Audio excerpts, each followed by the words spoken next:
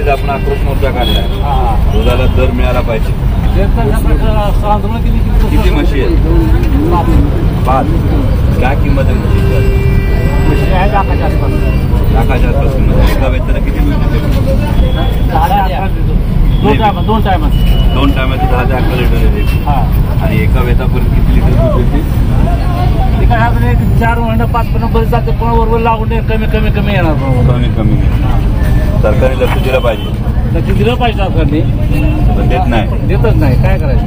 सरकार पेंट कुठं चालले, वैरण काय भाव चालली? 1600-1700 रुपये गुंठाला वैरणीचा आज. 1300-1400 रुपये पेंट चालली आहे. 40 किलोचं पोतं. कसं परवडायचं? त्याचा दवाखाना आहे. अनेक अडचणी आहेत. त्यासाठी दादा आपण ही मागणी करतोय